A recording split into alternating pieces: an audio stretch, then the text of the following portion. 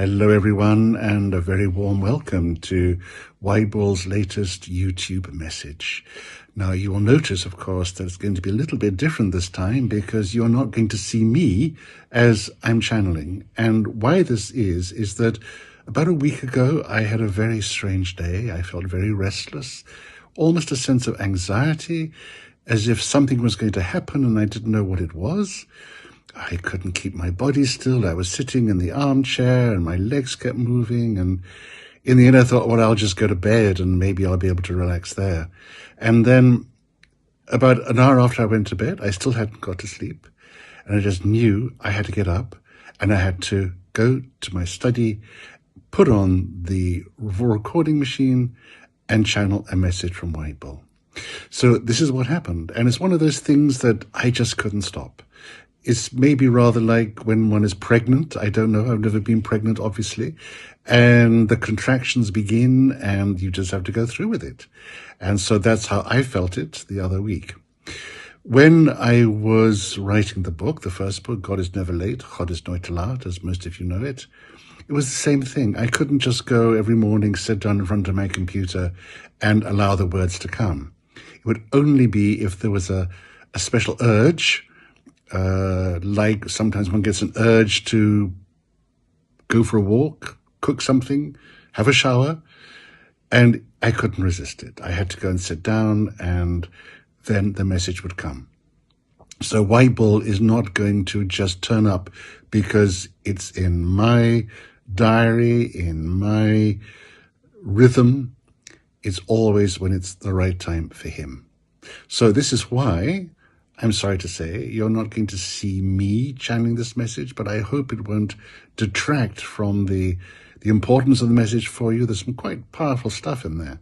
So, maybe it's even better that you don't see me and you can just be enjoying listening to the words. So thank you once again. I appreciate your interest in Weibel and his messages, and I hope you will find some rich food for the soul in what you're going to hear. Till the next time. Bye-bye.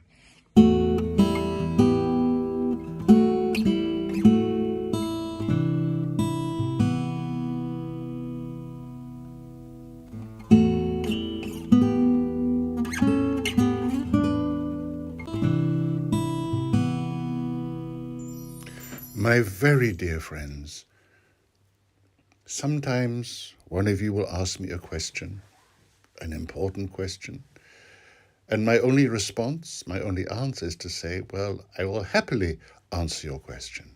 But how many hours or days have you got to hear an answer that will do justice to your question? And why I'm starting my message to you today like this is to offer a kind of apology. Because in bringing to you words of encouragement and wisdom and truth, there's little more I can do than offer sound bites, easily digestible sound bites.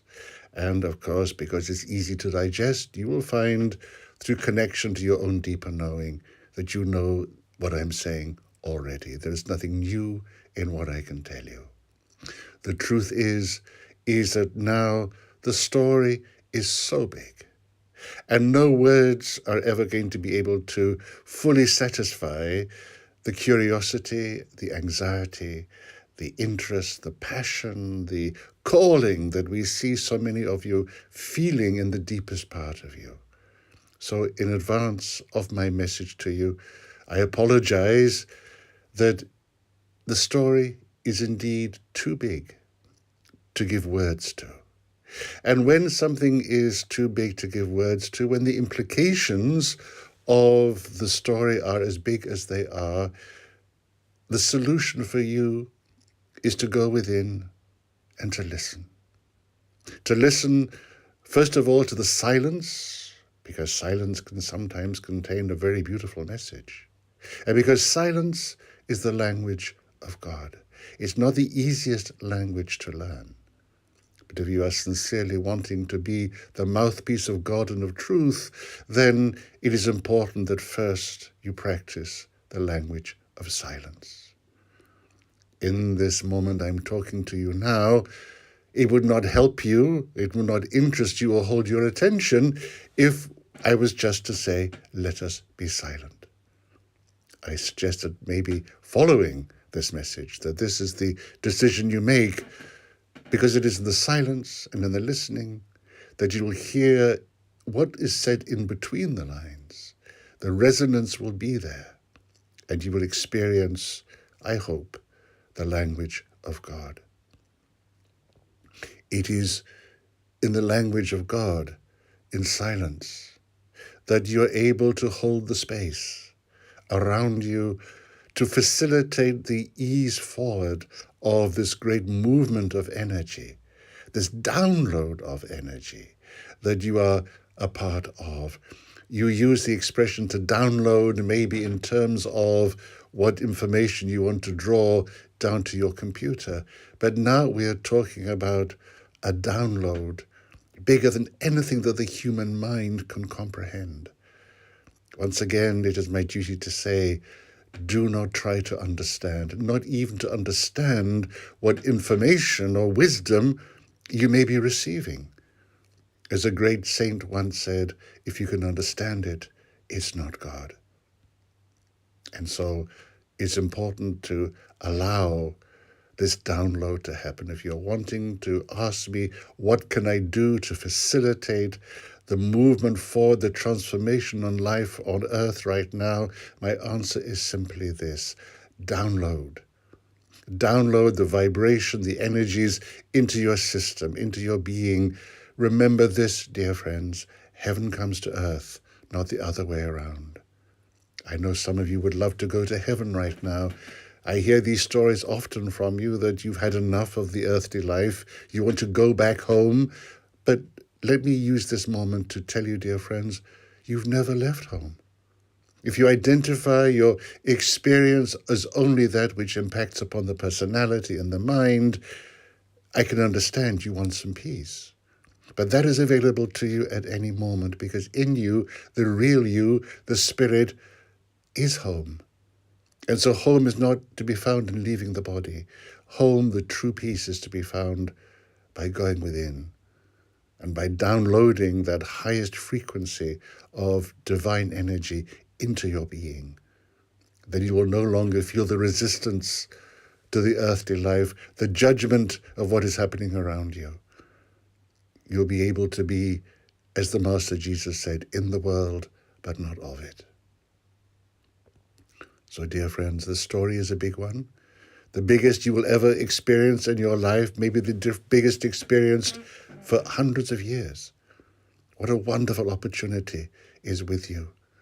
And it asks you to extend your capacity in the same way. If I use once more a metaphor relating to your modern day technology, sometimes it's necessary to create more space, to buy space for your computers, to be able to store more information. And we want you to now download this more space, that you can hold within you more frequencies of truth, that your presence will expand as a result, that you will feel this extension, this expansion of your being that will call you sometimes, I'm sure you recognize this, just to be still, just to sit, just to go within, to feel the pulsation in your body, to feel the pulsation in your heart chakra, to turn in and find only space. And to do this, dear friends, is not a pointless exercise. To do this is you downloading heaven to earth. It is downloading peace. It asks nothing more than for you to be and enjoy the silence of that peace, which is the language of God. And out of that peace, out of that silence, will emerge something. A movement of energy that might be a physical movement. It might be a movement of energy in words that find expression, that come to you out of the silence. It may be just a radiance of divine love that is going to touch and uplift anybody who makes contact with it. We know how keen you are to find something to do, but that doing will only have the power of being able to have any influence at all if it is born out of stillness, out of the silence, if it is the language of God speaking first in the power of presence, not a personal presence, not your presence, but the presence which is divine love. This is the first step. Do not rush to do, as you hear me say so often, you are human beings, not human doings. There is no rush in the sense that you are going to see your planet destroyed in any moment near. But there is a hunger, a deep hunger in your souls to be able to extend yourselves, to fulfill this bigger purpose. And one of the advantages, one of the gifts of this will be that as your presence expands, as your stillness deepens, as your radiance becomes greater, this will start to neutralize so much of what is now eating away at the core of human civilization. You are concerned, we know at the moment, about a virus that is affecting many, but the virus that affects most is that which is spread by gossip, that which is spread by fear, that which is spread through what you call your conspiracy theories. This is a virus that needs to be stemmed. I want to remind you, dear friends, of a story, historical story, that some of you will feel very moved by, have always felt moved by, especially those of my dear lady friends. And we think back to the time in the dim and distant past.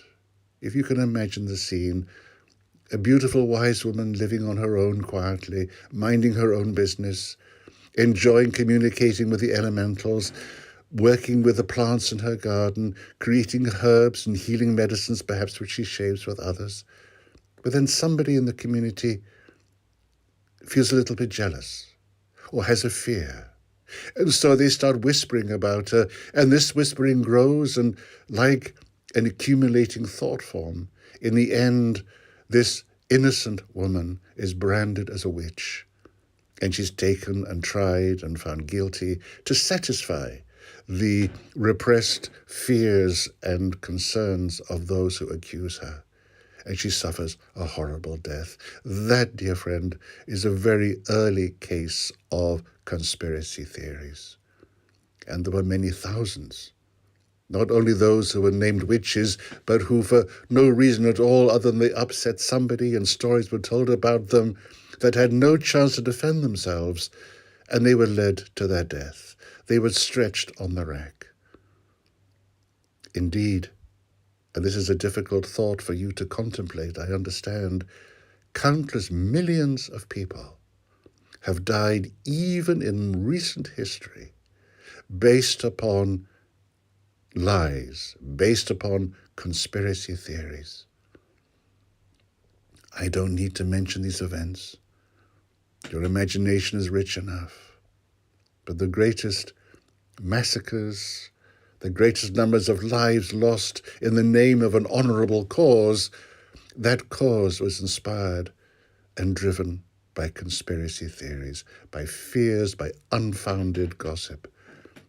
Dear friends, you know that in the journey of human development, that part which is seeing the most dramatic change is in puberty, where childhood gives way to adulthood. And this is a time, dear friends, where we ask you to go through your puberty, to leave behind the childish ways, step into your adulthood. As the St. Paul said, when I was a child, I talked like a child, I thought like a child, I did childish things, but now I am done with childish ways.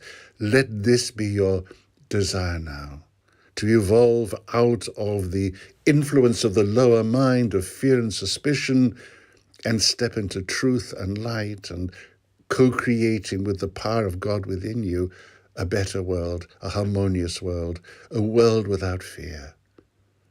And for some, it is difficult.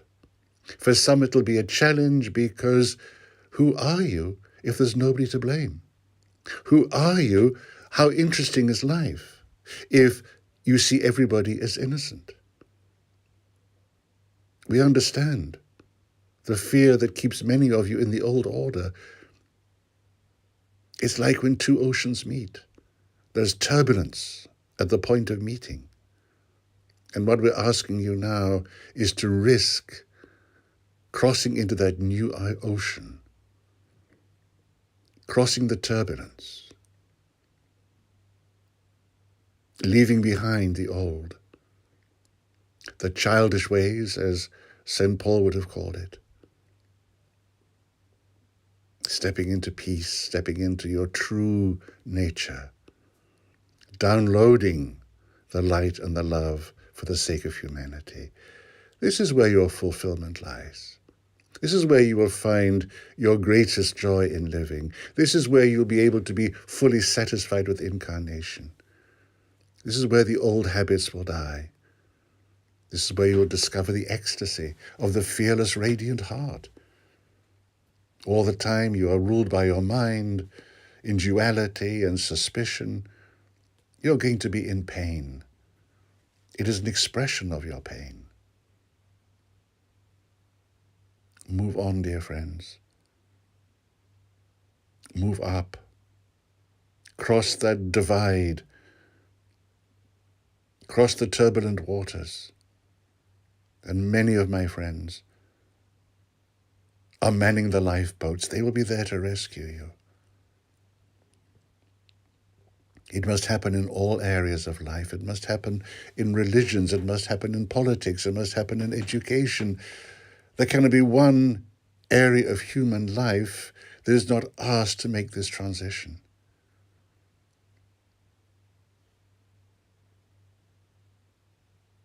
I've often spoken about those who many believe are the ones who hold the power. You call them the Illuminati.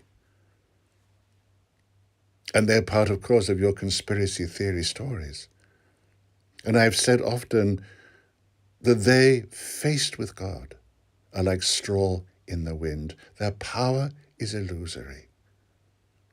But when that time would come, and they're faced with God, it's not for you to wait for some amazing event to happen. That'll be in all your televisions and newspapers, and people will recognize, oh, what is this amazing miracle that has happened? When I say faced with God, that is also, dear friends, faced with the God that is within you. Faced with the radiance of divine love for you. You may not feel the courage or necessity to go and knock on the door of your political leaders and hope that you will be there absolutely turning them away from their ill-gotten gains, transforming them into light beings. No, it has to be a collective effort. But faced with the God that is present in all, then their power, that illusion of power, will dissolve. This is your task. Don't wait for other people to do it. This is the time of stepping out of your comfort zone. This is the time of realizing just what is capable for you to do with that power of God. Don't waste it. Don't sit on it. Don't sit on your light.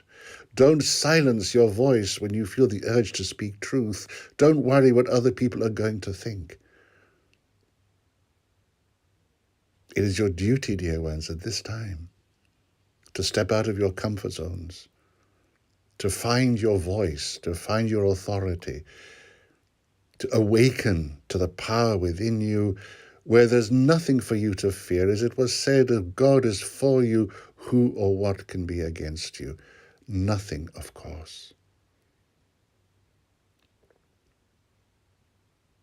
Nothing and no one can be against you. Unless, I must qualify my statement, there is such a deeply held belief within you, in your attachment to the world of duality, that there are good forces and evil forces. We know many of our friends believe in dark energies, and so dark energies exist for them. Many people believe in angels. Angels appear to them. We are not judging any belief system at all. We know that one day or another, all belief systems will fall away.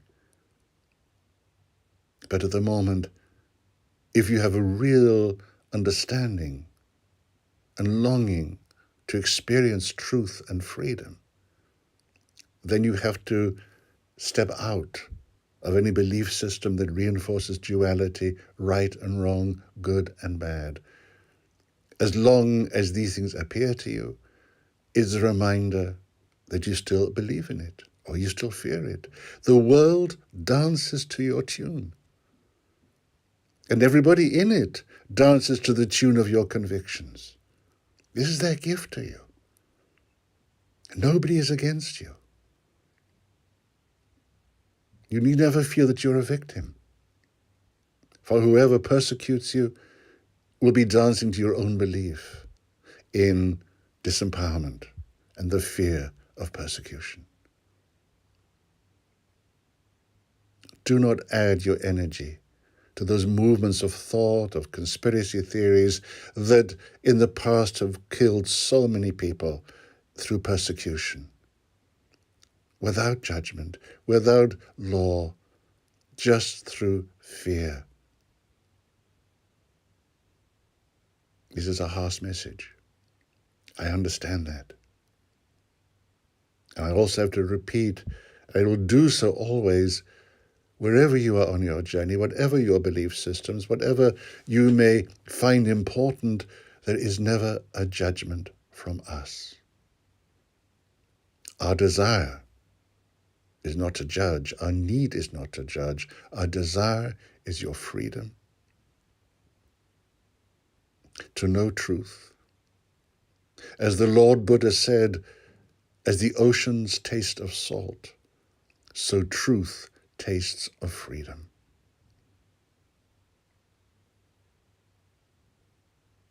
Reflect upon that, dear one. As the oceans taste of salt, truth tastes of freedom.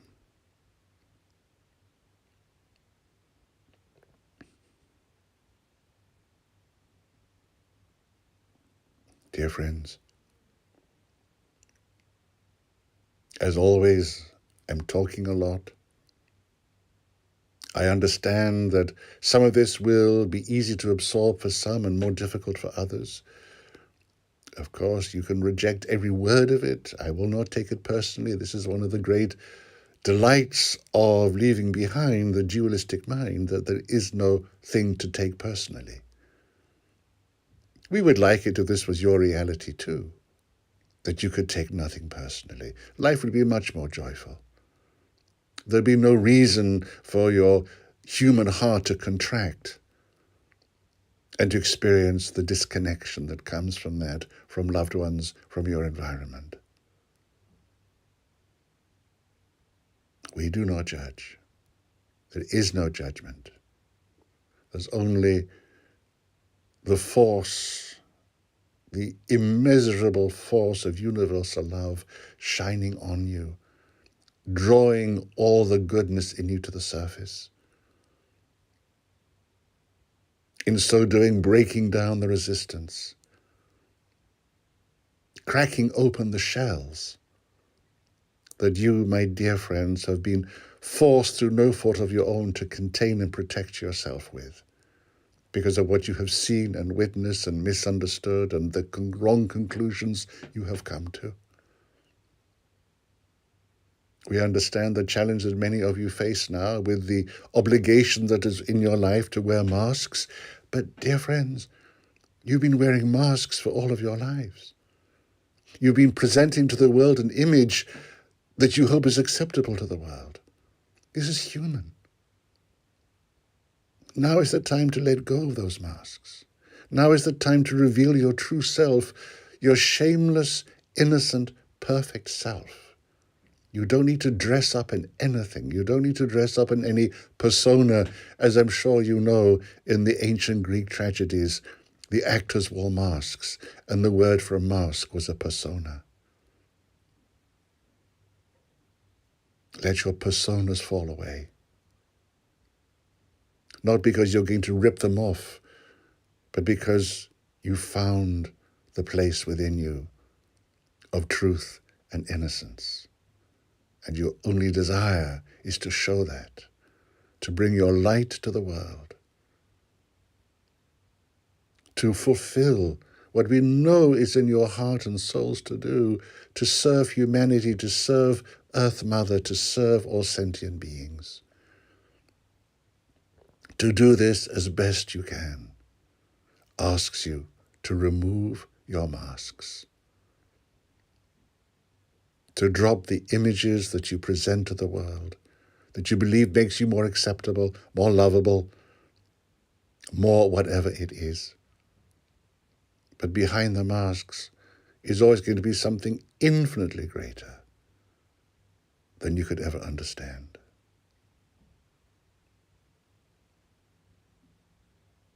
Words, words, words.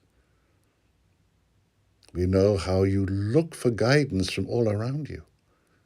We know how you are listening to many of the great teachers who have now chosen to share their wisdom in the world, and where you have access to great teachers from the past.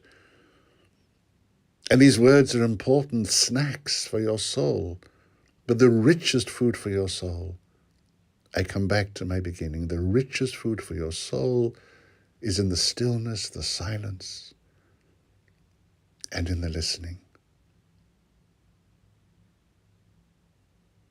And in hearing that still small voice within that will guide you step by step, day by day. It will allow you to always come to the right place at the right time with the right people doing the right thing. It'll create the reality with you of the world, the life that's going to serve you best and allow you to serve the world best. Surrender to it. Give over to it.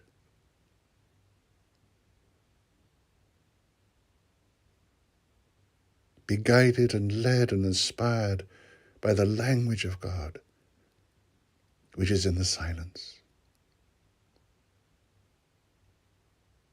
Peace be with you, dear friends. Peace reign in your hearts and minds. May joy radiate from you. May the power of your absolute faith in the absolute truth of the perfection of all, of the presence of God in everything, and the certainty of the role you have to play in fulfilling God's will on earth. God is with you.